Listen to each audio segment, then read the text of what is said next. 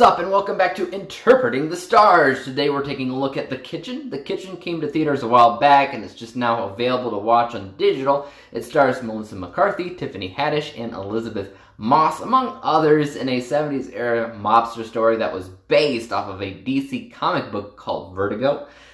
Though I'm not entirely sure what's so comic booky about this movie. It's a mobster story that mostly feels like a mobster story should feel, so let's get into it. So The Kitchen revolves around three women whose husbands are a part of the mafia, and when they are arrested and sentenced to 3 years in prison, these women are left to defend for themselves as far as finances go. The mafia initially promises to keep them safe as far as their financial needs go, but these were mostly empty promises. Now, instead of simply looking for actual jobs, these women basically take up their husbands' positions as lady mobsters, and their fame and popularity quickly turns them into the godfathers or godmothers of Hell's Kitchen. What a boring movie! A part of what bored me so much with this movie is my penchant to often hate mobster films. Heck, I find The Godfather to also be pretty boring, while most others consider that to be a masterpiece. For the most part, I don't like these types of films. Once in a while, one of them will really impress me, but for the most part, I usually groan when learning I'm about to watch yet another mafia film.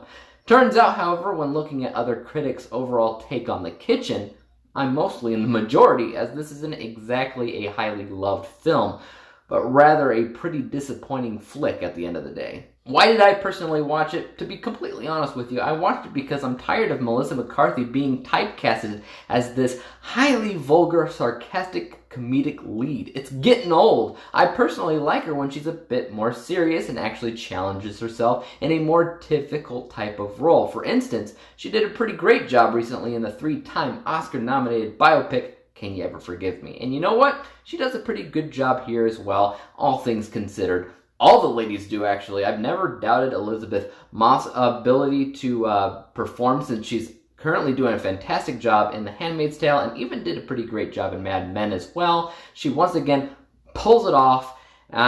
Tiffany Hadish isn't exactly an actress I love, but she also fits right in. I have absolutely no problems or qualms with the acting. They're all definitely trying their hardest to pull it off. Instead, I want to point it more towards the spirit of the film as a whole. I feel like there's just no harmony in the pacing of the film. It's a collection of things that happen without any kind of real build-up or necessary exposition, and the flow of the film as a whole is just a little bit jaunting to me, because even though I can understand what's happening, it's not ever really going anywhere, and I think a big reason for that is because it never really takes the time to introduce the audience to the world, to these characters, to what they're specifically trying to do. It doesn't break anything down. Things just happen, and the audience is just forced to deal with that. When you have something like that, you have a seriously difficult time finding any of the characters likable. And because it's really just a collection of things that happen without any real build-up, the so-called climax of the film is anticlimactic. You're left wondering what the point was in watching it, and I can't imagine anybody who watches it will be like, ooh, I gotta add this to my collection of Blu-rays.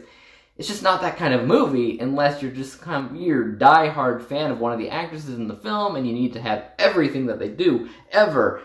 Be my guess, but that's not me. It's not completely terrible though. Like I said, there is a good display of acting coming from everybody, and it starts out well enough. It's just after the inciting incident, it does a very poor job keeping anybody's interest piqued.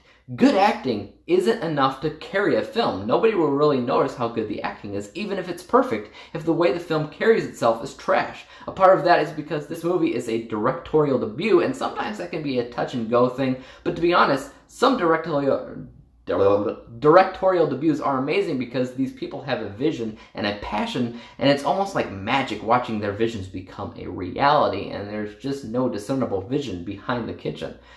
I gave The Kitchen 36%, 36 out of 100 possible stars, definitely granting it the letter grade of F. I wish it wasn't the case, but this is definitely going to be long forgotten by the time next week comes around. Guys, tell me what you thought about The Kitchen. Are you a fan of mobster films? And how does this measure up to you?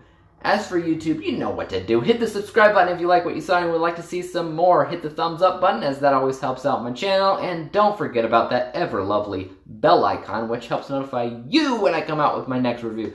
But until then, peace out!